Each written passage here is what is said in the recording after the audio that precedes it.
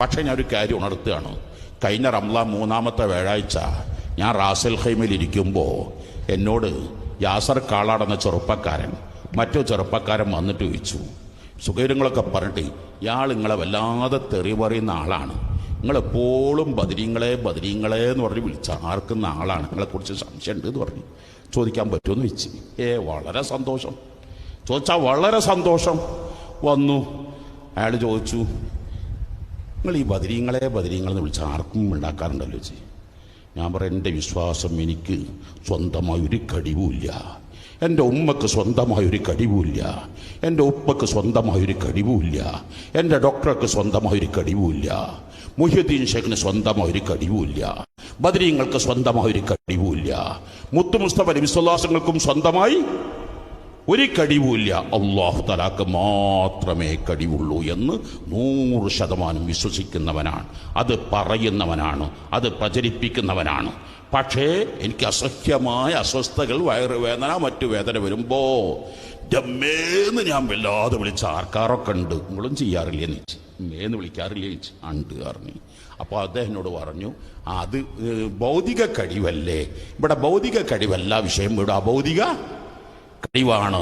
അപ്പം ഞാൻ ചോദിച്ചു, നിങ്ങൾക്കറിയില്ലേ കോഴിക്കോട്ടെ ഏറ്റവും വലിയ പ്രമുഖനായ കാർഡിയോളജിസ്റ്റ്, ആദ്യത്തെ കാർഡിയോളജിസ്റ്റ്, തലപ്പാവുകാരൊക്കെ ഉളമ്പാറയിലേക്ക് അയക്കണം എന്ന് പറഞ്ഞ കാർഡിയോളജിസ്റ്റ്, 52-ാമത്തെ വയസ്സിൽ കോഴിക്കോട് പടിഞ്ഞാറ്റുമുറിക്കാരനായ സെയ്തുവാക്ക വന്നിട്ട് ഹാർട്ട് പേഷ്യൻ്റ് വന്നപ്പോൾ നിങ്ങൾ പേടിക്കണ്ട, 25 കൊല്ലം കഴിഞ്ഞേ മരിക്കൂ എന്ന് പറയലും ഈ ഡോക്ടർ കാർഡിയോളജിസ്റ്റ് പേന വലതുഭാഗത്തേക്കും ഇദ്ദേഹം ഇടതുഭാഗത്തേക്കും വീണ് മരിച്ചു.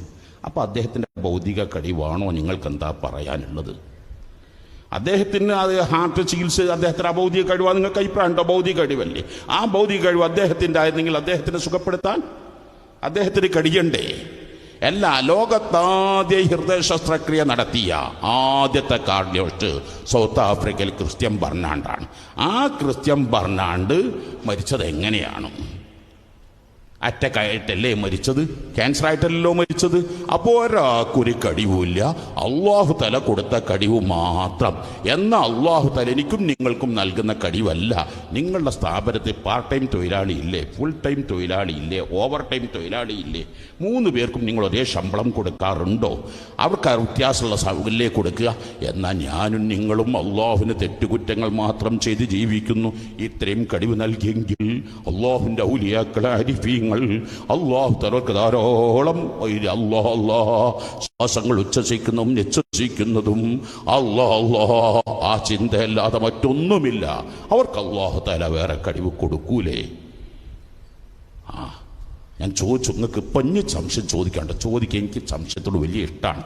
ഇല്ല, അപ്പം എനിക്ക് റാഹത്തായി എന്ന് പറയാം. അപ്പം ഞാൻ എൻ്റെ പ്രിയപ്പെട്ടവരോട് ഈ സുന്നത്ത് ജമാഅത്ത് എനിക്ക് കുറേ പറയാനുണ്ട്, അത് പക്ഷേ സമയക്കുറവുകൊണ്ടാണ് ഞാൻ പറയാതിരിക്കുന്നത്. അള്ളാഹു അല്ലാത്ത ഒരൊറ്റ ഇലാഹിനും ആരാധിക്കൂല, അള്ളാഹു അല്ലാത്ത ഒരാളെയും വിളിച്ച് പ്രാർത്ഥിക്കൂല, അള്ളാഹുവിനോട് മാത്രമേ ഞങ്ങൾ പ്രാർത്ഥിക്കൂ.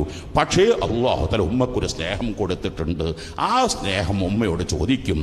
അള്ളാഹു തആല ഡോക്ടർക്ക് ഒരു കഴിവ് കൊടുത്തിട്ടുണ്ട്, ആയതുകൊണ്ട് ഡോക്ടറോട് പറയും, ഡോക്ടറെ എൻ്റെ രോഗം ശിഫയാക്കണമെന്ന് പറയും. അതേ സ്ഥാനത്ത് ഡോക്ടർക്ക് എങ്ങാനും സ്വന്തമായി കഴിവുണ്ടെന്ന് വിശ്വസിച്ച് പോയാൽ ഇസ്ലാമെന്ന് പുറത്തു പോയി.